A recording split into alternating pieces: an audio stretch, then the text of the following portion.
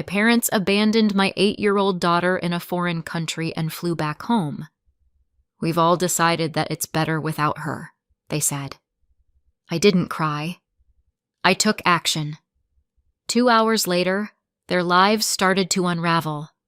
I got to arrivals at 11:12 a.m. with a cold coffee and a bunch of daisies I bought at the airport kiosk because I'm the kind of person who thinks flowers can patch holes in reality. My daughter Lily loves flowers.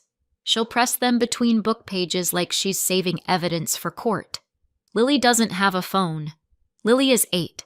Lily still forgets to zip her backpack all the way and then acts surprised when pencils fall out like confetti, which is why I was standing there scanning faces like a security camera, waiting for a small body to come barreling toward me, waiting for the hug that knocks the wind out of my lungs. 3 days in Dubai. A treat, Mom had called it. Luxury. She said it like it meant she'd leveled up as a grandparent. It was Mom and Dad, my sister Ashley and her husband Matt, and their children Paige and Ethan, and Lily. Cousins trip. Grandparents trip. Family photos, beaches, hotel lobbies. Lauren, stay home. You need rest. You work too much. I'd believed them. Not because they'd earned it, but because Lily was excited and I wanted to be the mom who says yes to something big. So I'd signed a travel consent letter. 3 days. Specific dates. Return on Tuesday. I took a photo of it on my phone because my life is held together by screenshots and just in case. The doors opened. The crowd poured out. A woman squealed and jumped into someone's arms. A man juggled 2 suitcases and a toddler like it was normal. Someone dropped a stuffed bunny and 3 strangers reacted like it was a falling baby. Then I saw my family. Mom first, Dad beside her, Ashley behind them, sunglasses on her head like a crown, Matt pulling a carry-on, Paige and Ethan dragging their little rolling suitcases. They were smiling. They looked refreshed, cheery, like they'd just had a nice break from being themselves. I smiled back automatically because my face didn't know what else to do. And then my brain counted. 1, 2, 3, 4 adults, 2 kids, and a lily-shaped absence so loud it made the terminal feel quiet. I stepped forward. Hey, where's... My smile froze halfway through. Where's Lily? I finished. Mom didn't flinch. That's what still gets me. Not the words. The ease. Lauren, she said brightly, don't freak out. I'm not freaking out, I said. I'm asking where my daughter is. Ashley made a small noise. A laugh, almost. Paige, rubbing her eyes, said, We left her in Dubai. For a second, I actually nodded, like she'd said we left her favorite hat. My brain tried to fit it into a reasonable shape. I waited for the punchline. No one gave me one. I looked at Dad. She's not here? Dad sighed, like I'd asked him to carry my groceries. We can talk about it at home. No, I said. My voice came out very calm, which felt wrong. We can talk about it now. Where is she?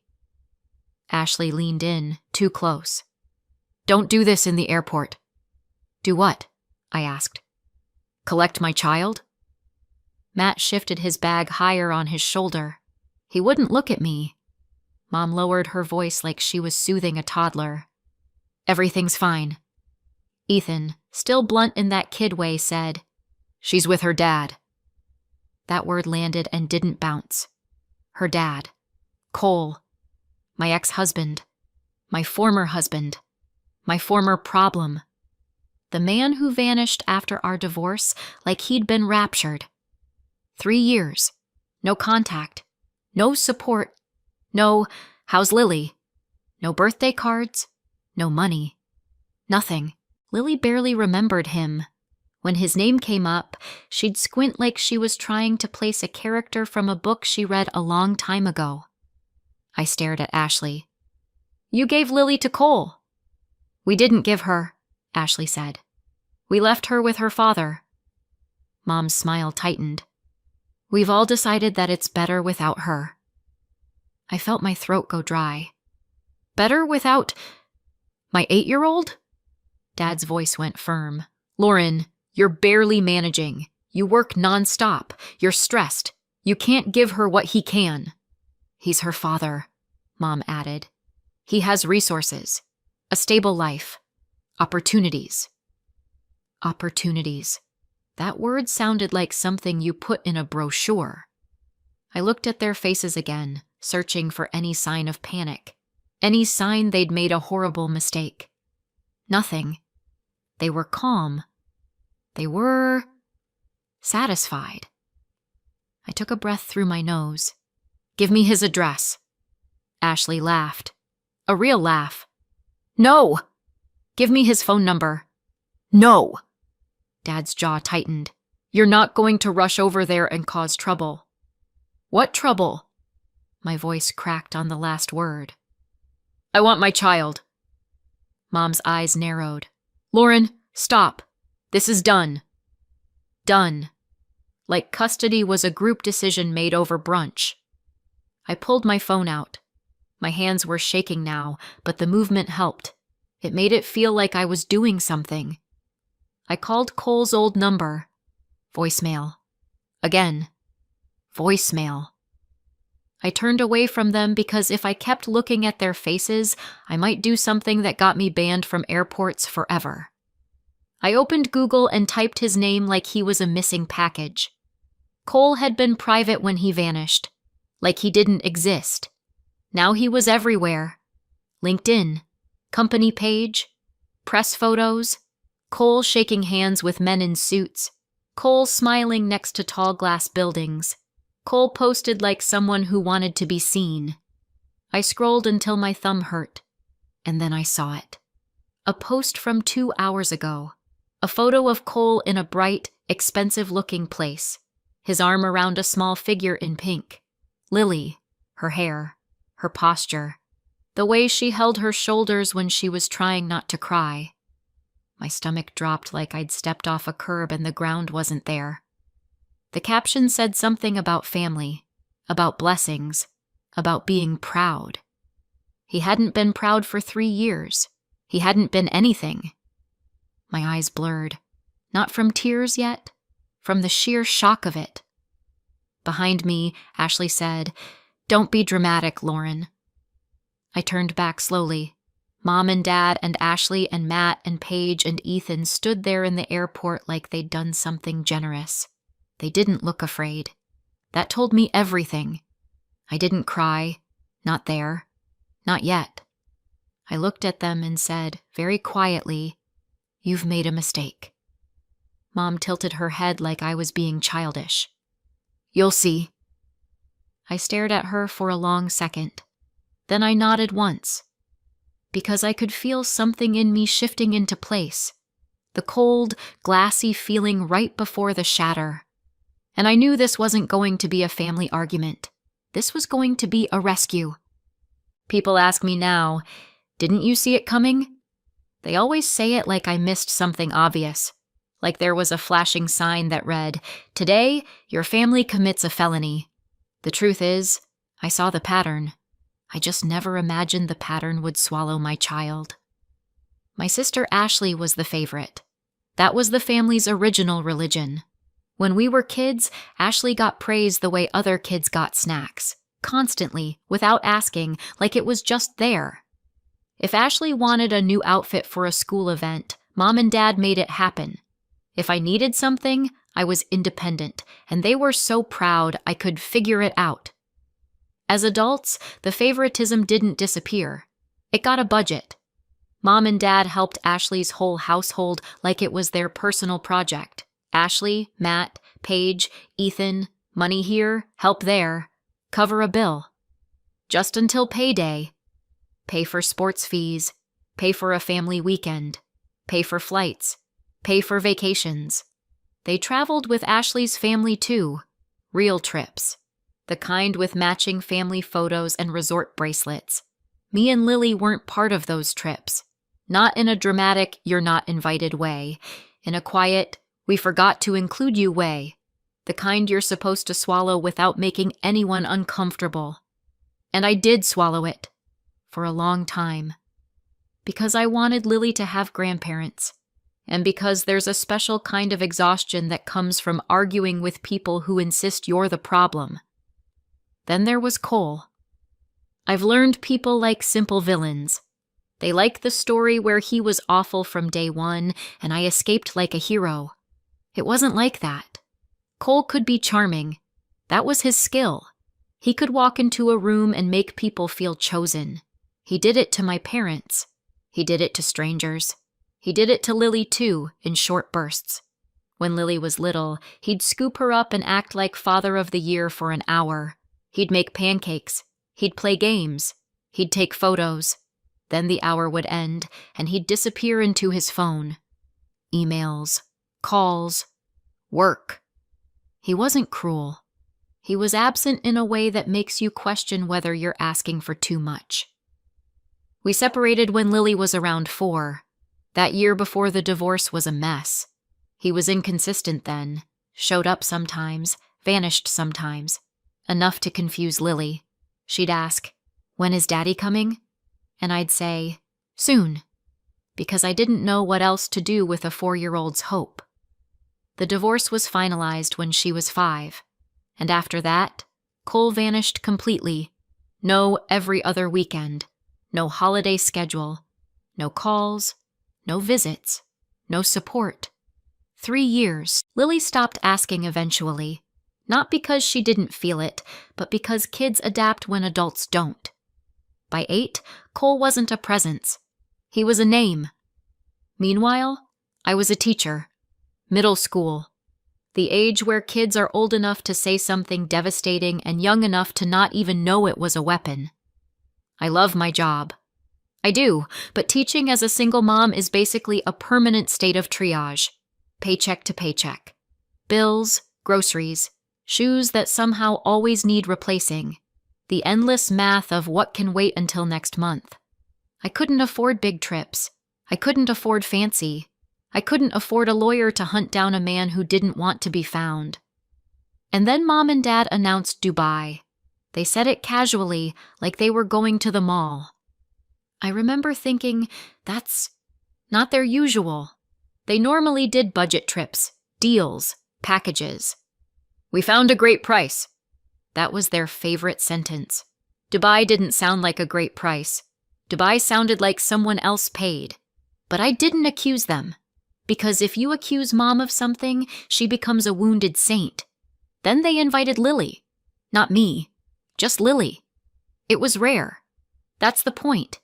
They didn't usually do things for Lily. Not big things. Not the way they did for Paige and Ethan.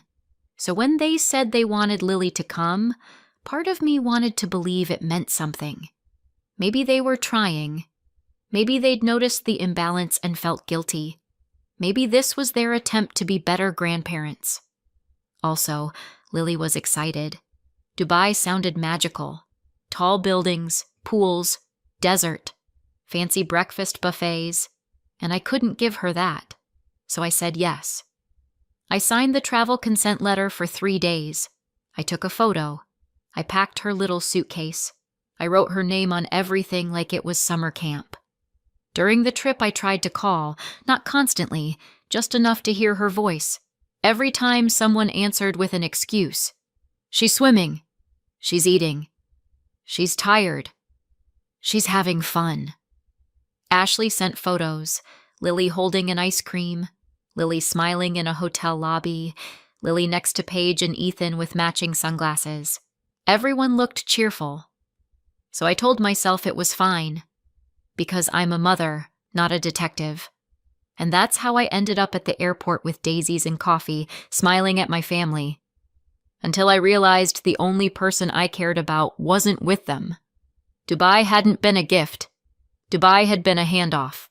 I tried again. Not the dramatic way. Not the give me my child right now way that makes people back away like you're contagious. The practical way. Just tell me where, I said, low enough that Paige and Ethan wouldn't hear. An address. A phone number. Anything. Mom's smile stayed glued on like a bad sticker. Dad's eyes went flat. Ashley's mouth twitched like she was enjoying this. And that's when I stopped wasting breath. Because you can't negotiate with people who think they're doing you a favor. So I did the one thing my family hates most. I brought in witnesses. Airport police wasn't a dramatic choice. It was the only one that made sense. We were still there. Still under fluorescent lights, still surrounded by cameras and uniforms and rules. I had my phone. I had the photo of the 3-day travel consent. I had my custody paperwork saved as PDFs because being a single mom teaches you to keep receipts like survival rations. I found an officer and said, "My child was taken internationally and wasn't returned." That sentence changes the temperature of a room. The officer's face shifted. His posture got sharper. He asked for Lily's name, age, the destination, who traveled, and what the agreement was. I didn't give him a monologue. I gave him dates. 3 days. Return today. Child not here. Then I handed him my screen, the consent letter, the custody order, the photo I took the day I signed it. He looked once, then said, "Stay here." My family must have thought the officer would shrug and send me home. Instead, 2 more officers walked over to Mom and Dad, Ashley and Matt. Questions started. Voices rose. Ashley tried to laugh it off, big, offended laughter. Mom went straight for wounded grandmother mode. We were trying to help. She's overreacting. Dad kept saying, "This is family business." The officers didn't care. They weren't there for family dynamics. They were there because a child didn't come home. I sat on a plastic chair with my phone in my lap. My knee bounced like it had a motor. I watched Mom's hands flutter as she spoke. I watched Ashley point at me like I was the criminal. I watched Matt stay just behind her shoulder, quiet, letting her take the heat. And I waited for the part where someone said something that couldn't be smoothed over. It didn't take long. An officer came back to me and asked, "Do you know if they booked a return ticket for the child?" My stomach tightened. "She had a return flight. Same as them. That's what they told me. My parents did the booking." He nodded slowly. "They can't provide proof of a return ticket for her." There it was. Not an accident. Not a misunderstanding. Not, "We missed a connection." A plan. The officer's voice stayed even. "They're also in communication with a party in Dubai. We'll need statements, but they've provided a name and contact information." My throat went dry. "Cole." He didn't confirm, but his eyes said yes. Then came the next sentence, the one that made my skin go cold. "There are messages referencing payment." Payment. So that's what Dubai was. Not a gift. Not bonding. Not grandparents being generous for once. A transaction. I stood up too fast and the room tilted. I steadied myself with my hand on the chair back and forced my voice not to shake. "Do you have the address?" He wrote it down. A building name, a district, a phone number. It felt surreal, looking at an address in Dubai like it was a grocery list. "You're going to file a report?" I asked. "Yes," he said. "We'll take your full statement. You'll get a case number." I nodded. "I need to get there." He didn't tell me not to. He just looked at me with the expression people use when they want to say this is going to be hard, but they know you're going anyway. While officers continued questioning my family, I stepped aside and called the number. It rang twice. Then his voice, smooth, controlled, like this was an inconvenience in his day. "Lauren." No surprise. No confusion. Just my name. "Put Lily on," I said. Pause. "She's busy," he replied. "She's 8, I said, each word clipped. "She's not busy. Put her on." Another pause. Then his tone softened, performatively. "She's adjusting. This is a big change." I stared at a wall advertising holiday travel packages. You mean the change where you take a child who hasn't seen you in years and drop her into your life like she's luggage. She's my daughter, he said calmly. This isn't theft. This is reunification. I could hear my heartbeat in my ears.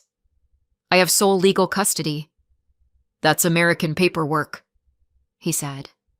I swallowed. Why now, Cole? A beat. Then he said, too smoothly, because I can provide a better life. Opportunities. Stability. You've been struggling. There it was again. That word. Opportunities. The magic word people use when they're trying to disguise control as generosity. You don't even know her, I said. I know enough, he replied. And I'm not interested in a scene. Handle yourself. He hung up. Not with anger, with confidence. Like he thought the distance, the laws, the airport, the time zones, like all of it would do the work for him. I looked down at the address the officer had written. I looked at the case number on the temporary slip he'd handed me. I looked at the time. And I did what I always do when my world catches fire. I made a list. Find Lily. Get Lily. Get to the embassy. Get out. Before I moved, I opened LinkedIn. Cole's profile wasn't personal. It was a stage. Posts about leadership. Photos at events. Smiles that didn't reach his eyes. He was the kind of man who knew which side of his face was his trustworthy side. And there it was again, my daughter in his world. A picture where he looked proud and she looked small. Beneath the post were names, comments, congratulations, a buzz I didn't understand yet. One name kept appearing, clean and polished and unmistakably important. Edward Langford. I didn't know who he was. I didn't need to. I just knew Cole cared. And if Cole cared, it was leverage. I went back to the officers and gave my statement fast. Then I walked back toward the airline desk, opened my banking app, and made a decision that made my stomach drop. I bought the fastest flight. Last minute, brutal cost. One way, no plan for the return. My credit card didn't like it. My credit score probably screamed. I didn't care. I can recover from debt. I can't recover from losing Lily. When I finally got to the gate, my hands were shaking hard enough that I had to press my fingertips into my palm to stop them. As the plane lifted, I stared at the tray table in front of me like it could explain how a child disappears from your life in 3 days. I couldn't sleep. I tried. I closed my eyes. I counted breaths. I told myself I needed rest to be useful. My brain laughed at that. So I researched instead. Cole's posts, his company, the partner he was courting, public announcements, photos of venues, names of executives, little breadcrumbs that meant nothing to strangers and everything to me. And underneath the research, the dread stayed steady. Every hour in the air was an hour he could move first. By the time the cabin lights dimmed, I'd built a plan out of scraps. Not a perfect plan, just the only one I had. And as the plane pushed through the dark, I kept hearing the same line in my head, "You don't get to keep her." Dubai hit me like a showroom. Glass towers, bright sun, a sense that everything was expensive on purpose. I stepped out of the airport with an address written on paper and the kind of exhaustion that makes your bones feel hollow. The address was real. It was also useless, because a building and a child aren't the same thing. And I didn't have time to knock on doors. I stood outside the terminal and refreshed LinkedIn like it was a heartbeat monitor. A new post appeared. Fresh. Minutes old. A glossy photo at a business event. White tablecloths, soft lighting, suits that cost more than my car. Cole smiling too hard like he was selling himself. And there, in the corner of the photo, half turned away, Lily, in a dress I recognized. One I'd bought for a school ceremony. She looked stiff, like she'd been told to stand still and stop making faces. The post had a location tag, a venue name. I read it twice. Then I got into a taxi and said it. The driver nodded and pulled into traffic like I'd asked for a grocery store, not the place my child was being paraded. When we arrived, the venue looked like money had built it and money was guarding it. Security at the entrance. A guest list energy. People moving with purpose. I stepped out and immediately understood. I wasn't getting inside. I was still in the same clothes I'd worn to the airport to pick Lily up. Nothing fancy, nothing guest list. My hair was a mess, my face looked like it had been through 12 time zones and 0 sleep. Security glanced at me and his expression said politely, "No." I didn't argue. I didn't beg. Not because I couldn't, but because I knew what would happen if I became a problem. Problems get removed. So I got back into the taxi and stared through the window. I could see the revolving doors, staff moving, guests laughing, the world continuing. And I had to get into that world without actually going in the front door. So I opened LinkedIn again. I made a public post. Not a spiral, not a novel, just a clean statement that anyone serious would understand. My name, Lily's name, sole legal custody, 3-day travel consent, child not returned, police report filed. I tagged Cole's company. I tagged the people he was trying to impress, including Edward Langford. And then, because this is the year we live in, I hit publish and immediately tried to message them. LinkedIn blocked me. A cheerful pop-up appeared. You can't message this person because you're not connected. I blinked at it like it was a joke. Then I saw the little suggestion underneath. Upgrade to premium. My daughter was inside that building and LinkedIn wanted my credit card. Fine.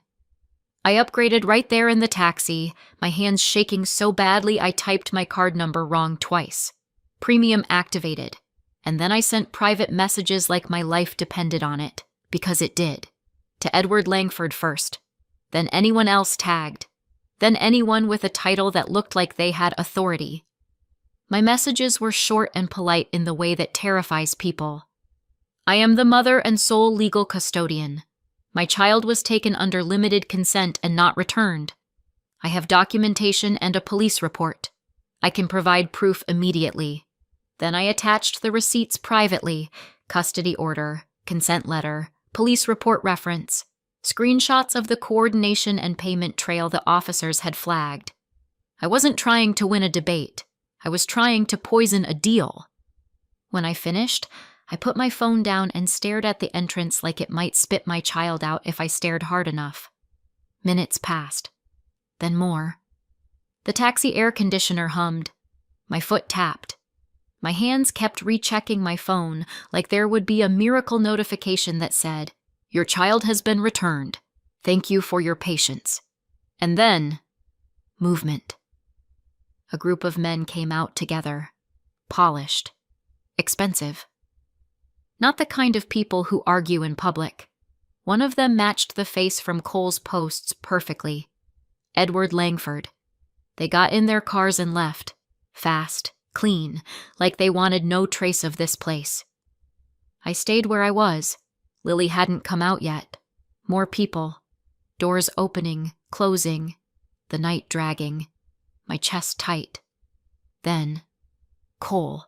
He walked out alone, phone in hand, head down, jaw locked. He looked like a man mid-crisis, not one solving it. He stopped near the curb, typing something, pacing once, twice, then disappearing back inside. Then the doors opened again. Lily. She was holding a woman's hand. I didn't know her, didn't care. Lily's eyes were darting, scanning. Then she saw me. She froze. Then she ran. I was already out of the taxi before my mind caught up. "Mom!" Her voice cracked halfway through. I caught her mid-stride, pulled her in, felt her shaking. "I'm here," I whispered. "I've got you." The woman stopped a few steps behind, uncertain. Then Cole appeared again, sudden and close. He stopped short, shock flashing before anger took over. "What are you doing here?" he hissed. I didn't answer. Lily pressed closer. That was enough.